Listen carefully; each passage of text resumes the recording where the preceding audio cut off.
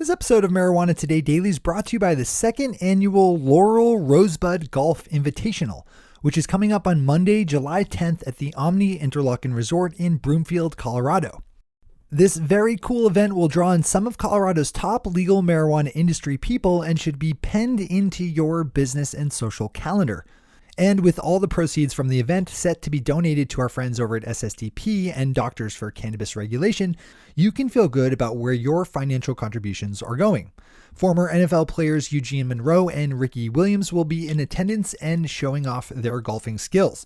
To join in on the festivities yourself as either a player or a corporate sponsor, just open up Facebook and search for the phrase Rosebud Golf Invitational. That's Rosebud Golf Invitational. Good morning, Marijuana Nation. It's Thursday, June 8th, 2017, and you're tuned in to episode 264 of Marijuana Today Daily. I'm your host, Shay Gunther, and I'll be walking you through today's marijuana news and headlines. As always, we have a full and busy day of cannabis news in our hands, so let's jump right into it.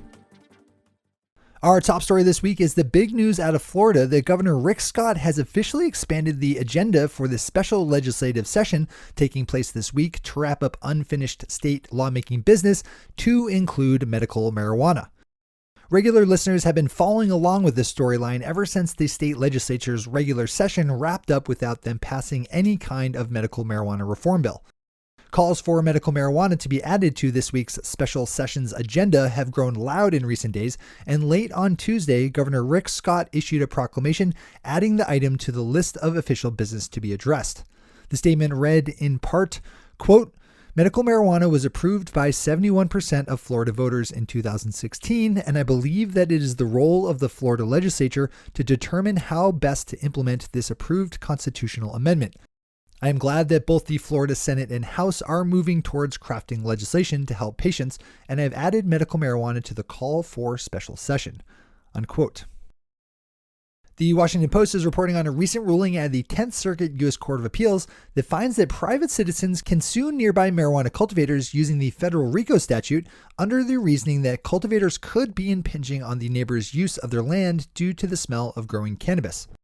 The ruling came down in the case Safe Streets Alliance vs. Alternative Holistic Healing LLC and found that the offended neighbors have the right to sue using the RICO statute and could qualify as having suffered injury to their property if they can prove the smell to be a strong enough disturbance.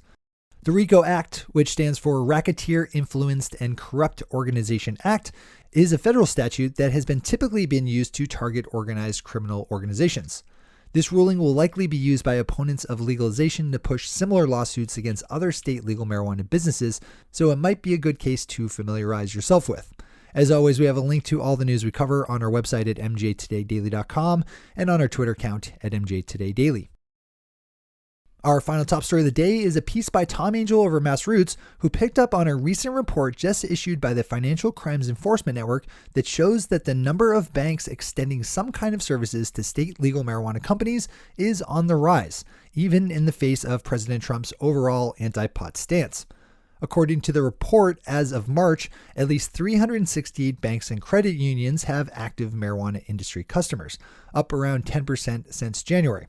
In addition, the overall number of industry accounts has been on a sharp rise in recent months, with there now being around 1,600 in all. That's still a drop in the bucket in terms of the overall industry, but it's good to know that the numbers are going in the right direction. Those are our top stories for today. It's time for Marijuana Today Daily Headlines Blitz. Before we blitz out on headlines, let's quickly thank our sponsor, the second annual Laurel Rosebud Golf Invitational, which takes place over the evening of Sunday, July 9th, with the actual golf tournament itself being played the next day on Monday, July 10th in Broomfield, Colorado. If you're in the Mile High State and can make it out for this very cool event, do whatever you need to do to get there. It'll be a great chance to rub elbows with some of the state's best and brightest legal marijuana minds. To register as either a player or as a corporate sponsor, just open up Facebook and search for the phrase Rosebud Golf Invitational. That's Rosebud Golf Invitational. We'll also have a link up on our website at mjtodaydaily.com and on our Twitter account at mjtodaydaily. All right, time for the blitz.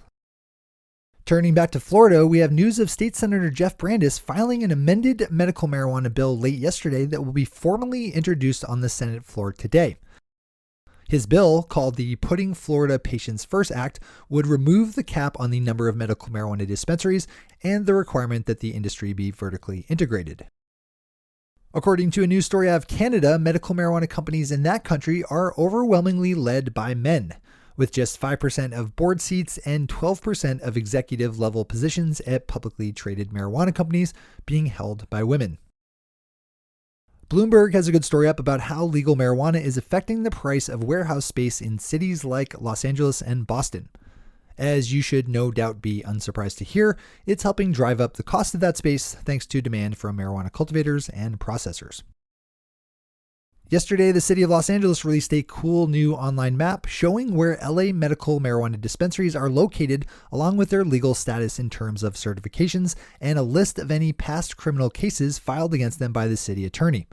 LA is in the midst of figuring out how exactly they'll handle their legal marijuana industry as California transitions into a fully implemented Prop 64 and is pitching this online map as a way to help the public know which shops are deserving of their business. Leafly has a good roundup piece about the war being waged by the city of San Diego against marijuana entrepreneur James Sladek and his state legal medical marijuana company MedWest, which Sladek had to shutter last year after being raided by police.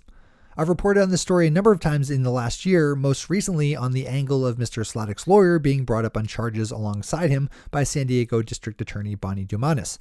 This is an important case for the industry, so you should click over to Leafly and give it a full read.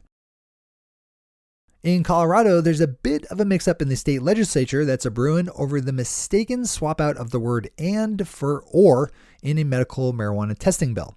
The original correct language said that state and local agencies could only use test results from labs that are certified by the Department of Revenue or accredited by the International Organization for Standardization, International Electronical Commission.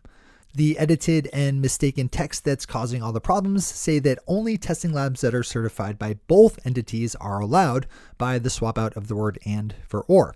The problem is that there are only 2 testing companies in the state who qualify for both. Governor John Hickenlooper's office caught the mistake and passed the bill into law without signature after informing the bill's sponsor of the oversight. It's most likely that the problem will be fixed through a legislative correction, which we'll catch up on if relevant. Our final story of the day keeps us in Colorado, where a new organic cultivation certification has been formed through the merger of 2 existing organizations. The new group is called the Cannabis Certification Council and was formed after the Organic Cannabis Association joined up with the Ethical Cannabis Association of Portland. The new venture is backed by funding from soap company Dr. Bronner's and will offer organic and other triple bottomy line certifications to industry companies. Those are the headlines and news for the day. I'll be back with you again tomorrow morning with another information-packed episode of Marijuana Today Daily. But in the meantime, if you have any stories to share or feedback to give, zip us an email to headlines@mjtodaydaily.com. And while you're clicking around the interwebs, swing over to our Twitter account at mjtodaydaily and visit our website at mjtodaydaily.com to find links to all the news we cover. Thanks to our sponsor, the 2nd annual Laurel Rosebud Golf Invitational, and to all of our awesome Patreon listeners for the support that makes this show possible. To join the illustrious ranks of the Patreon listeners yourself, swing over to our website at mjtodaydaily.com and click on that big blue button at the top of the page that says Become a Patron. I'm your host, Shay Gunther. Thanks for tuning in and starting your day with Marijuana Today.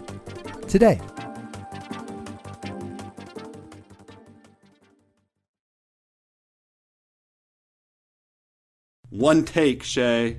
One take.